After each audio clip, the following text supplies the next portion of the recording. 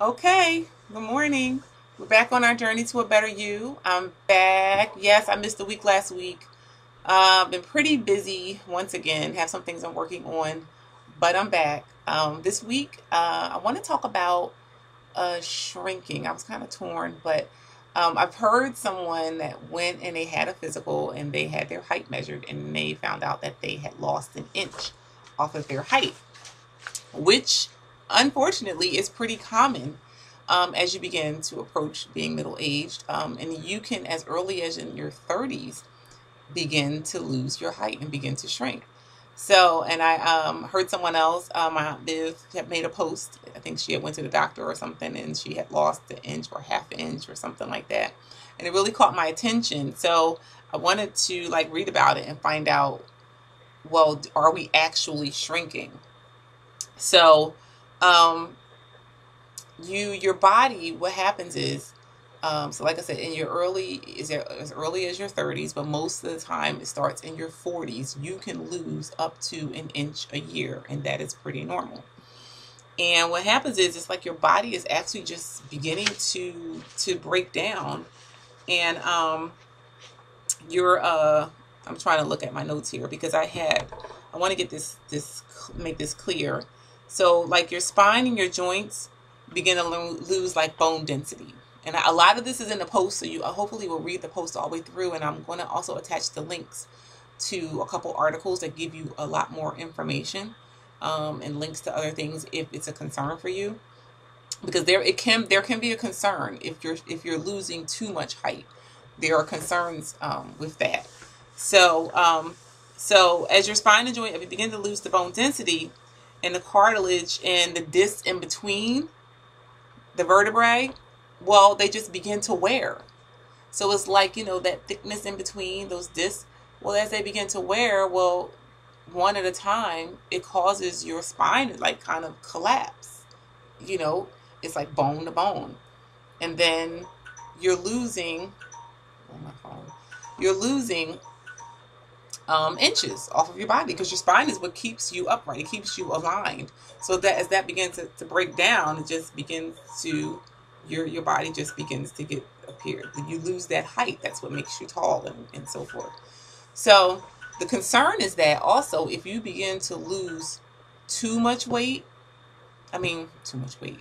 If you begin to lose too many inches, like if you lose like 2 inches over a year, that is a lot. And that is a cause for concern, and that is a reason to go to the doctor.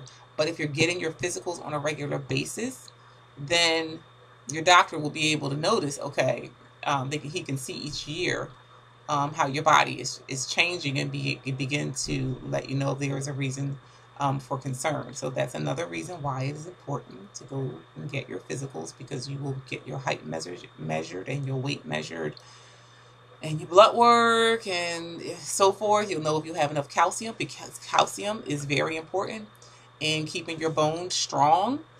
It's another way to help you not lose the inches, because you want calcium, but you can't have the calcium. You need also vitamin D. The vitamin D helps to absorb the calcium. Um, so that is those supplements, or having that in those minerals in your diet can help put off your body aging in that way. Your body's going to continue aging, but it can keep your bones and your body strong. Um, so, in addition to that, so when I was talking about the 2 years, if you're the 2 inches, if you're shrinking more, that makes you more susceptible to bone fractures and osteoporosis and so forth. And that is why the doctor would most likely give you a bone density test and want to check you out to make sure, because that is abnormal. That much shrinkage is abnormal. Um, so, what can you do to counter it? Well, there's some habits that you would need to break in order to counter um, this loss. So in some, the article talks about drinking, how that's adverse, smoking is adverse, caffeine. And then the article will go into why. I don't want to go into, everything. Um, but it's just really important that certain vices that you love and that you are dear to you, that you may have to make some changes if you want to be healthy. Wellness is just very important as you age. And I think sometimes because we don't hit a wall, we're just going and going, and it's like, well, I've been doing this and I'm fine. Um, just because we haven't seen the manifestation of our bad habits right away doesn't mean it's not going to happen. It doesn't mean you can't see in your body.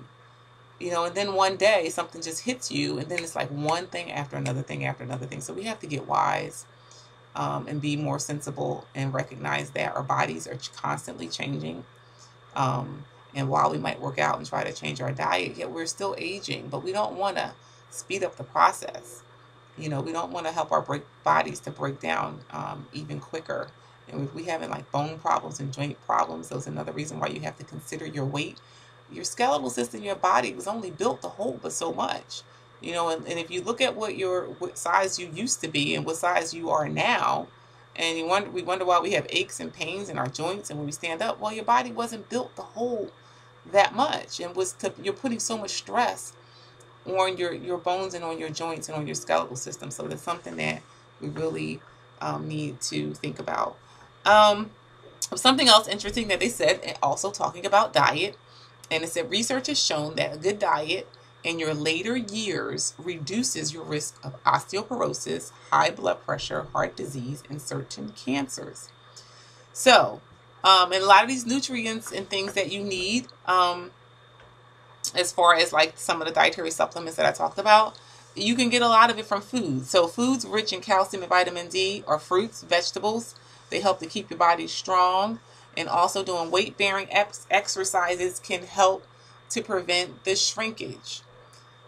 Weightlifting is very important the older that you get. I love my lifting class, and I love that I have women in my class that are in their 50s and 60s and maybe 70s that are lifting weights. They take Zumba. Being active is so vitally important, and is so great for your body and for your mental well-being, your emotional well-being. Like working out even releases like endorphins and such into your body, which is really beneficial for you. It's something you really should consider. I'm actually going to post also a workout that I found. It's like a 15 or 20 minute workout that you can do like in the morning or in the evening. I really like this girl, and I can't think of her name right now. I just found it this week, and I actually tried it in the morning. It was raining, so I wasn't able to go for a run. So I'm going to post that for some people that might want to try that. And it's something that can help you tone, get you moving, especially if you're not moving. I think it's a great way to start. So it also talked about smoking damages your bones and lowers the amount of estrogen in your body, while alcohol can make it harder for your body to use all the calcium you consume. And that is according to the Office of Women's Health at the U.S. Department of Health and Human Services. So, while one cigarette is too many, drinking in moderation is fine. Just limit it to one drink a day, suggests the office. I don't drink. It's just not my thing. It's not my vice. It's not even for necessarily religious purposes. I just think it doesn't taste good. I don't get it. But, and I'd rather eat my calories. I'd rather have a cupcake.